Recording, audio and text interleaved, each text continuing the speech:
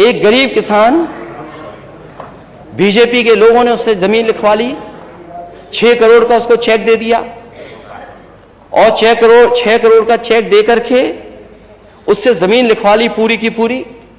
उसके बाद उन्हीं बीजेपी के नेताओं ने कहा कि चेक में कुछ गड़बड़ी है, हमें वापस दे दो। उस गरीब किसान ने भरोसा कर लिया, वो चेक वापस दे दिया, चेक फाड़ करके फेंक दिया।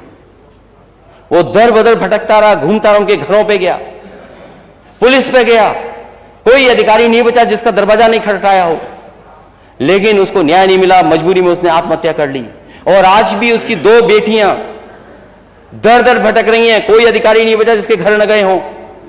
वो जीरो टॉलरेंस बीजेपी के नेता के लिए है। वहीं पर और मसले हुए हैं, और भी घटनाएं हुई, केवल एक नहीं घटना है। हालांकि अध्यक्ष महोदय आपने थोड़ा हस्तक्षेप कर दिया था, नहीं तो व्यापारी की क्या स्थिति हो गई थी। आपसे बेहतर कोई नहीं समझता बात को। आप भी उस परिवार से मिले, मैं भी मिला हूं परिवार से। क्या यही सरकार का जीरो टॉलरेंस है? जीरो टॉलरेंस पॉलिसी क्या है आपकी? ये जीरो टॉलरेंस क्राइम बीजेपी के लिए जीरो टॉलरेंस है। बीजेपी कार्यकर्ताओं को खुली छूट है, जो चाहे सो कर ले। ये जीरो टॉलरेंस है आपकी। मैं तो उदाहरण दे रहा हूं, अगर आप पे उदाहरण हो तो बताइए। अगर आप पे उदाहरण हो किसी चीज का तो आप बताइए। और वहीं मुझे याद है एक परिवार, मां बेटी, जिसको जिंदा जला दिया गया था, जिंदा जला दिया गया था कानपुर देहात में। उस समय जो डिप्टी सीएम की बातचीत थी उस परिवार से जो बातचीत थी मुझे अभी भी याद है। वो डिप्टी सीएम ने कहा कि नहीं, मैं आपके परिवार का हूं, आप बिल्कुल फिक्र मत करना, मैं उन सबको सजा दिलाऊंगा, कोई बच नहीं पाएगा, किसी को मैं छोड़ूंगा नहीं, मैं उनको 302 में जेल भिजवाऊंगा। क्या यही जीरो टॉलरेंस है आपकी? आज भी वो परिवार घूम रहा है, बेटा एक अधिकारी, दूसरा अधिकारी, तीसरा अधिकारी किया जा रहा है। और जीरो टॉलरेंस बीजेपी का नेता है, कार्यकर्ता, इसलिए कोई जीरो टॉलरेंस नहीं है। वहीं सपा के विधायक को झूठा फंसा दिया और केवल वोट के लिए मोहम्मद आजम खान साहब को जेल भेज दिया, उनके परिवार के लोगों को जेल भेज दिया, केवल वोट के लिए। और ये बड़े बड़े प्रोजेक्ट जो बन रहे हैं, अगर कैबिनेट के फैसलों पर उंगली उठेगी, कैबिनेट के फैसले पर अगर ये इस तरह की बातें होंगी, तो नेता सदन ने भी बहुत कुछ किए होंगे काम, उन पे भी वो आंच आएगी, उंगली उन पे भी उठेगी।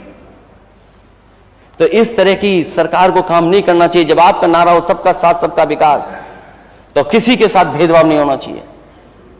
और मैं यही कहता हुआ बात अपनी समाप्त करूंगा अध्यक्ष महोदय, कि अनुपूरक बजट जो लाया गया है, जब मुख्य बजट का ही कोई डायरेक्शन नहीं है, जब मुख्य बजट ही किसी रास्ते पे नहीं जा रहा है, और जो मुख्य बजट ही विजनलेस है, डायरेक्शनलेस है, और ये सरकार हार्टलेस है।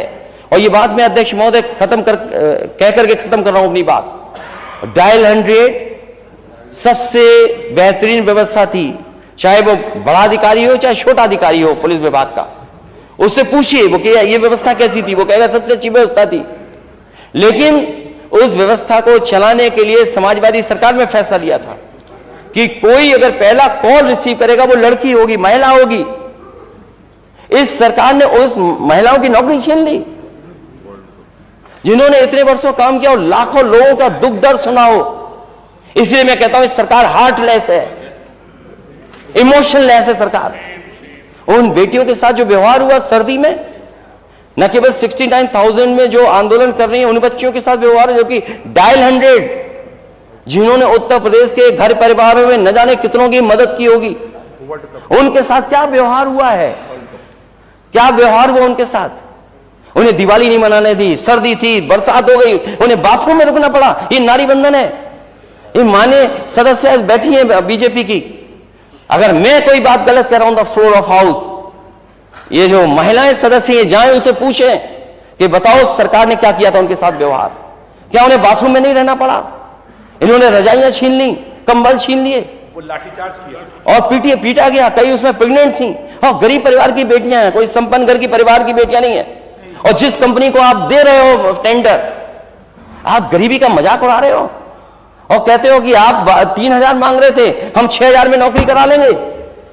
ये गरीबी का मजाक उड़ा रहे हो आप लोग।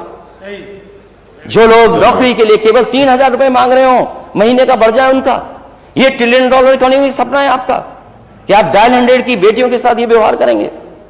और फिर क्रिकेट की बात मत करो, नहीं वाली बात आ जाएगी। धन्यवाद, थैंक यू। इसलिए अध्यक्ष महोदय, थैंक यू। मैं धन्यवाद देता हूं, आपने समय दिया। और ये अनुपूरक बजट जो लेकर के आई है सरकार, अगर पुराना पैसा नहीं खर्च कर पाए हैं तो ये पैसा क्या खर्च करने के लिए लाए हैं कि जेब में पहुंचाने के लिए लेकर आए हैं। मैं इन्हीं शब्दों के साथ आपका बहुत बहुत धन्यवाद देता हूं।